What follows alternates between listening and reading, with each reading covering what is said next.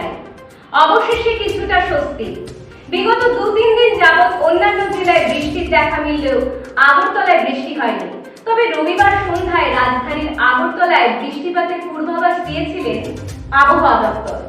সেই পূর্বাভাস সত্যি হলো সন্ধ্যা 7:15 নাগাদ বজ্র বিদ্যুৎ সহ ঝড় বৃষ্টি হয় আগরতলায়।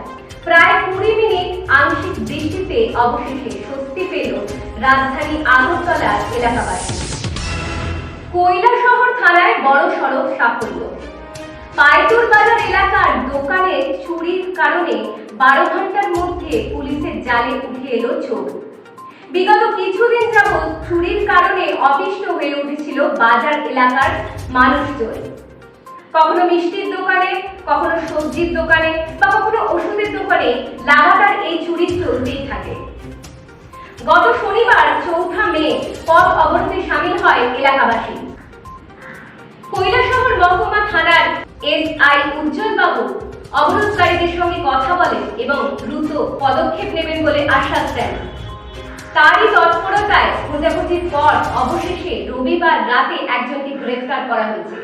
ধৃত ব্যক্তির নাম অঞ্জন দাস। বর্তমানে তার বিরুদ্ধে মামলা দায়ের করেছে কৈলাসহর থানার পুলিশ। 5 মে তাকে আদালতে নিয়ে যাওয়া হয়। এখন এই পর্যন্ত। আপনারা সঙ্গে থাকুন, কেন্দ্রবিন্দুর পাশে থাকুন।